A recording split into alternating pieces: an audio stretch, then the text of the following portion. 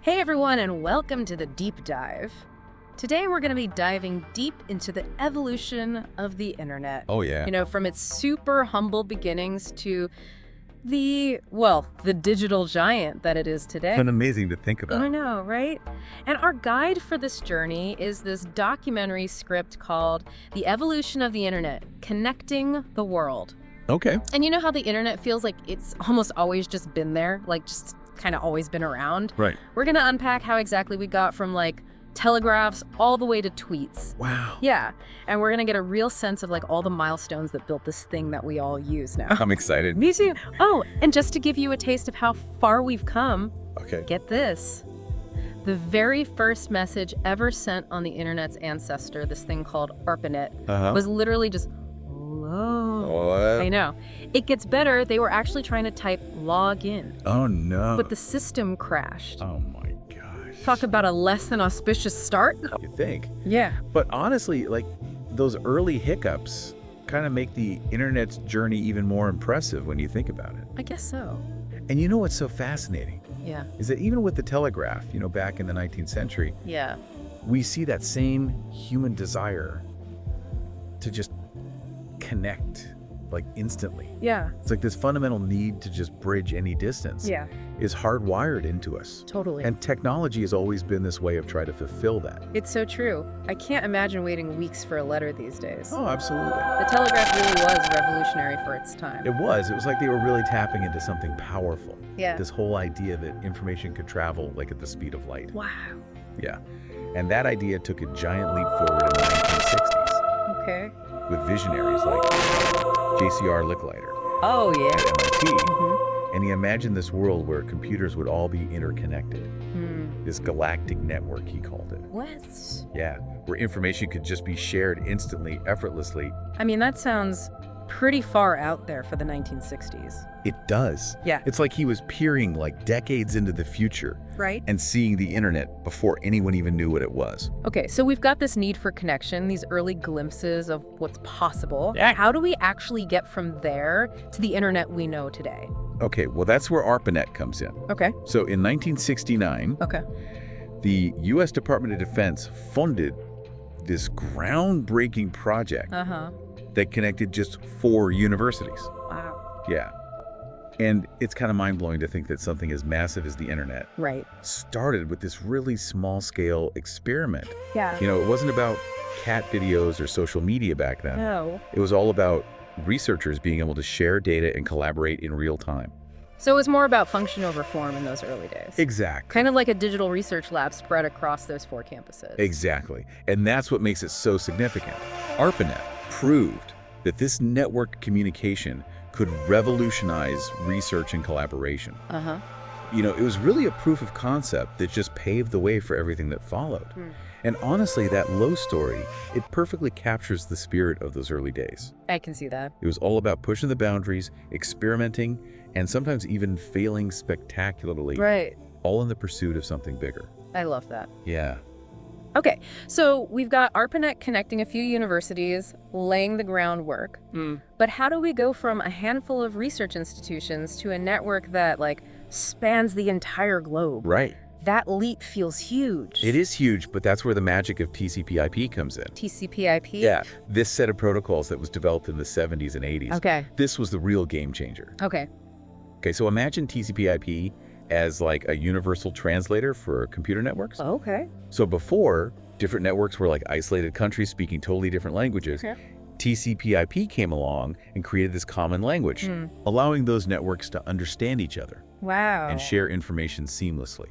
So it created the network of networks. Yes, the true internet as we know it. So it's like TCP/IP broke down the walls between these digital silos Yes, and allowed them to all merge into one giant interconnected space. precisely. Wow. It's like going from a world of walled gardens to this vast open landscape Yeah, where information could just flow freely. that's amazing. It is. But it's important to remember that even with this huge breakthrough, internet access was still very limited back then. Oh, really? Yeah, it's primarily the domain of researchers, academics, and government agencies. Huh. The general public was still largely on the outside looking in. So even with this incredible technology, it's still a pretty exclusive club at this point. Yeah, pretty much. So what was the turning point that brought the internet to the masses? Right. What took it from this niche tool to something we all use every single day? That brings us to maybe the most pivotal moment in the internet's history. Mm-hmm. The birth of the World Wide Web in 1989. Okay. Enter Tim Berners-Lee, Okay. this British scientist at CERN, who had this vision for making information universally accessible. Okay, so this is where things start to feel a little bit more familiar. Yes. The World Wide Web, we're talking websites, links, cat videos, all that good stuff. Exactly. And it's all thanks to Berners-Lee. Wow. I mean, he created HTML, the language of the web, Yeah. and HTTP, the protocol that lets us access websites. Uh-huh. But his most crucial innovation was this concept of hypertext. Hypertext. So before hypertext, information online was pretty much linear. Okay. You'd have to navigate through menus and directories. Yeah. Hypertext, on the other hand, allowed information to be linked together in a non-linear way. Oh, so it's like instead of just reading a book from start to finish, Yes. you can just jump around, follow links that look interesting, and explore a whole network of ideas. Exactly. That's a great analogy. Yeah, Berners-Lee's vision was to create this web of information where everything was linked together, like this digital tapestry where knowledge could be accessed and shared freely. And this led to web browsers. Yes. So with the development of web browsers like Mosaic and Netscape in the early 90s, Yeah. the World Wide Web just exploded in popularity. So it was this combination of the technology and the vision that really made it all take off. Absolutely. It wasn't just enough to have the internet. You needed a way to make it user-friendly, accessible, engaging for everybody. Exactly. And that's what Berners-Lee achieved. Wow. He didn't just invent the technology, he envisioned this world where the internet would empower people, Yeah. democratize knowledge, and connect people across cultures and continents. It's amazing to think how quickly the web went from this obscure research project to something that was transforming the way we live, work, and communicate. Right. It all happened in just a few years. It did. It really is a testament to the power of a truly transformative idea. I agree. But the story doesn't end there. Oh. The internet was about to enter a whole new phase, this social revolution that would reshape the digital world yet again. Oh, wow. But we'll have to save that for part 2 of our deep dive.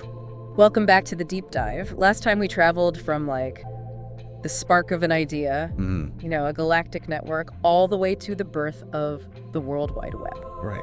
We saw how the internet went from like a government-funded research project to this platform for sharing information globally. Yeah, it's amazing. But get this, we're about to enter the era that really changed how most of us use the internet today. Okay. The rise of social media. Oh, yeah. It's crazy how the internet shifted from being primarily about accessing information to becoming a space for social connection and interaction. It's true. In the early 2000s, platforms like MySpace, Facebook, and then Twitter came onto the scene. Right. It was like the internet suddenly became this giant virtual town square. I like that. That's a good way to put it. I remember those early days. Oh, yeah. It was like the Wild West of the internet. Totally. We were all just figuring it out as we went along. Yeah. MySpace was my first real social media experience. It was all about customizing your profile. Right. Sharing music. Yes. And connecting with friends, and honestly, sometimes even complete strangers. It's true. It was a different time. It was kind of chaotic, but also like really exciting. Oh, absolutely. And that sense of excitement was infectious. Yeah. Suddenly, anyone with an internet connection could have a voice, share their thoughts, share their experiences, and connect with people across the globe who shared their interests. Yeah. And, this shift really empowered individuals to express themselves in ways that were never possible before. I remember thinking, wow, I can actually talk to people in other countries, learn about their cultures, and share my own perspective. Right. It really felt like the world was getting smaller and more connected. Absolutely. But it wasn't just about individual connections, was it? No, it wasn't. It felt like social media was creating entirely new communities and even subcultures online. You're right. Yeah. Social media created this space for people to come together around their shared interests. Whether it's music or movies or books or hobbies or even social and political causes. Right. These online communities, they transcended geographical boundaries. Yeah. And they formed a sort of digital culture with its own set of norms, language, and inside jokes. It's true. Like memes in particular, they're like a language of their own. They are. They can be funny, thought-provoking, or even subversive. Yeah. They really capture the spirit of digital culture, don't they? They do. It's like this constantly evolving form of expression that's unique to the online world. Absolutely. And with that like explosion of digital culture Yeah. came a shift in power. That's right. Traditional media outlets, they weren't the sole gatekeepers of information and influence anymore. Suddenly, individuals with a large online following could wield significant cultural and even political power. It's true. It's like the playing field was leveled in a way. Yeah. Bloggers, YouTubers, social media influencers. Yeah. They started to have as much or sometimes even more sway than traditional celebrities or media personalities. It really was a revolution. It was. In terms of how we consumed and shared information. Yeah. But it's important to acknowledge that this shift wasn't all positive, right? Right. There were some downsides Yeah. to this rapid evolution of social media. Of course, with this newfound power came new challenges. Right. The spread of misinformation, cyberbullying, privacy concerns, echo chambers, and the potential for manipulation. These are all issues that emerged as social media became more and more integrated into our lives. Yeah. It became clear that this powerful tool, capable of connecting people and amplifying voices, could also be used for harmful purposes. It's like social media is this double-edged sword. Yeah, that's a good way to put it. It has the potential to bring people together and create positive change, Right. but it can also be used to spread negativity, division, and even hatred. Unfortunately, yes. It's something we're still grappling with today. We are, but while we were navigating the complex landscape of social media, Yeah. another revolution was already underway. Really? One that would make the internet even more pervasive and accessible. What's that? The mobile revolution. Okay, this is when things really take off. Yes, We're shit. talking smartphones now. Smartphones, exactly. Remember the days when you had to be tethered to a desktop computer to access the internet? I do. And then suddenly we have this tiny computer in our pockets Right. that could connect us to the entire world. The whole world, wherever we were. It was a game changer. It was a game changer for billions of people. Yeah. The introduction of the iPhone in 2007, that was a pivotal moment. Okay. It wasn't just a phone, Right. It was a gateway to the internet that you could carry with you everywhere. And the mobile internet wasn't just about convenience. Yeah. It was about access. Okay. Suddenly, people who had never even had access to a computer could now connect to the internet, Wow. tap into a world of information, and participate in the global conversation. That's I amazing. remember getting my first smartphone Me too. and thinking, wait, I can check my email, browse the web, and even watch videos, Yeah. all from this little device. Yeah. This is crazy. It was mind-blowing. And it wasn't just about individuals either. Right. Businesses, educational institutions, healthcare providers, everyone was scrambling to adapt to this new mobile-first world. Yeah, think about the impact on developing countries. Oh, absolutely. The mobile internet allowed people to leapfrog traditional infrastructure limitations. Yes. And connect to the global economy in ways that were previously unimaginable. It's true. It empowered individuals, fostered entrepreneurship, and created entirely new industries and business models. It's amazing to think about how far we've come in such a short period of time. From clunky desktop computers to sleek smartphones, Right.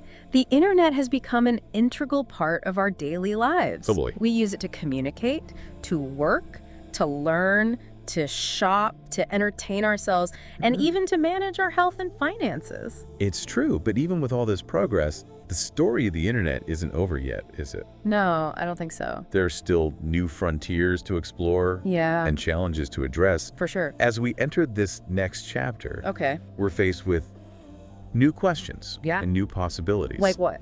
How will artificial intelligence, Okay. the Internet of Things, and virtual reality shape the future of the internet and our lives? And what are the ethical implications of these emerging technologies? It feels like we're on the cusp of something truly transformative, We are. but we're not quite sure where it's all going to lead. Right. It's both exciting and a little bit daunting, wouldn't you say? Absolutely. And that's why it's more important than ever to have these conversations, Yeah. to explore the potential benefits and risks, Right. and to engage in thoughtful discussions about how we want to shape the future of the internet. Okay. But we'll delve deeper into those exciting possibilities and potential challenges in part 3 of our deep dives. Okay, sounds good. Welcome back to the deep dive. It's crazy how we started this whole exploration with something as simple as the telegraph. Right. And now we're talking about artificial intelligence, smart homes, and virtual reality. It's amazing. It really is like we've traveled through time with the internet. I like that. And now we're like standing on the verge of something totally new. It's true. So let's dive into these emerging technologies. Okay. Starting with artificial intelligence. Yeah, AI still feels a little bit sci-fi to me, if I'm being honest. I get that. But it's becoming more and more prevalent in our lives, isn't it? Oh, absolutely. Like, I talk to my virtual assistant every day, Yeah. and those targeted ads are getting creepily good at knowing what I want. It's true. AI is definitely moving beyond science fiction and into our everyday reality. And it really does have the potential to be totally transformative. In what way?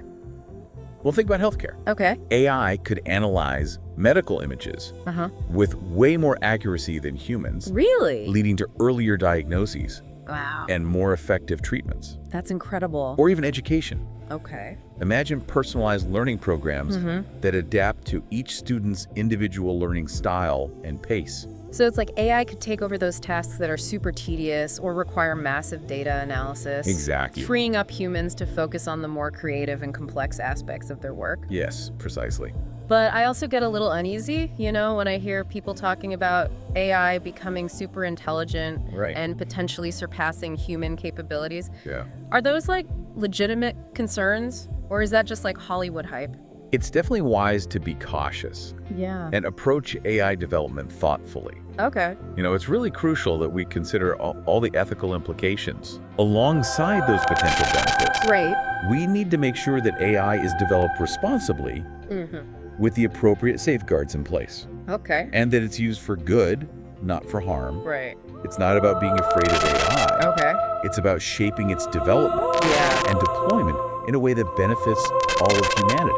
So it's about having these conversations now Yes. before the technology advances too far. Exactly, because once the genie's out of the bottle, Right. Right. it's pretty hard to put it back in. Yeah, that's a good point. And, that brings us to another emerging technology Yeah. that's rapidly changing our world. Okay.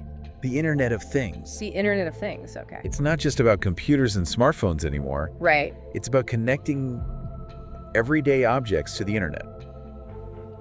Our refrigerators, Okay. our cars, our homes. So we're talking about smart homes. Yes. Where you can control the lights and the temperature with your voice. Or self-driving cars that can communicate with each other to avoid accidents. Light. It's becoming more and more our reality. It's the kind of stuff I thought I'd only see in movies. I know, it's crazy. So the IoT promises to make our lives more convenient, Right. efficient, Yeah. even safer. Safer, for sure. But it also raises some concerns Of course. about data privacy, security, and even the potential for hacking or system failures. Absolutely. Imagine if someone hacked into your smart home Oh, gosh. and controlled your appliances or your security system. Yeah, That's a pretty scary thought. that is a scary thought. Every technological advancement Yeah. comes with its own set of challenges and potential risks. It's not just about embracing the cool new gadgets. Exactly. It's about thinking critically. Yes, About the implications and taking steps to mitigate those risks. absolutely. And with virtual reality. Hey, virtual reality. Talk about blurring the lines Yeah. between the physical and digital worlds. Wow. Imagine attending a concert from your living room, Oh, exploring ancient ruins without leaving your house, wow. or even undergoing medical training in a simulated operating room. I've tried a VR headset before, Yeah. and I gotta admit, it's pretty mind-blowing. It is. But I also wonder, Yeah. if we can have these incredibly immersive experiences in the virtual world, Right. will it make us less engaged with the real world? It's a good question. Will we just retreat into these digital bubbles Yeah. and lose touch with the physical world around us? That's an important question to consider. Yeah. As with any technology, Right. there's always the potential for positive and negative impacts. Yeah. It's up to us to use these tools wisely Okay. and to make sure that they enhance our lives, not detract from them. So we've got AI, the Internet of Things, and virtual reality. Right. All these incredibly powerful technologies with the potential to reshape our world. It feels like we're standing at a crossroads, doesn't it? It does. It really does. One path leads to a future where technology solves all our problems, connects us more deeply, and expands all our possibilities. Yeah. The other path leads to a future where technology isolates us, Right. controls us, and even potentially harms us. Not possible. Which path we take is up to us. You're exactly right. The future of the internet is not predetermined. Okay. It's a future that we are actively shaping Yeah. through our choices, our innovations, Right. and our conversations about the ethical implications of these technologies. So what can we do, like as individuals, Yeah. to make sure we're steering towards that more positive future? Right. It feels like such a massive undertaking. It does. But, it starts with awareness. Okay. Educate yourself about these emerging technologies, Yeah. their potential benefits and risks. Okay. Engage in thoughtful discussions about those ethical implications, and support companies and organizations that are developing these technologies responsibly. So it's about being informed, Informed, yes. engaged, and proactive. Exactly. Don't be afraid to ask questions, Okay. challenge assumptions, Yeah. and demand transparency. I like that. The future of the internet isn't something that's just happening to us. Right. It's something we're all creating together. That's a really empowering message. It is. It's not about feeling overwhelmed or Yeah. powerless in the face of these massive technological shifts. Right. It's about recognizing that we have a role to play in shaping the future. We do. And the best way to do that is to be informed, Yeah. engaged, Yeah. and thoughtful about how we use and develop these incredible tools. I agree. Well said. This has been an amazing depth dive. It has. From the earliest days of the internet to the crazy potential of the future. Right. Thank you so much for taking us on this journey. My pleasure. I feel like I have a much deeper understanding of how we got here and where we might be going. That's great to hear. And to our listeners, keep exploring, stay curious. Yes, And remember that the future of the internet is in our hands. it really is. Let's build a digital world that we can all be proud of. That's a great note to end on. It is. Thank you for joining us on the deep dive.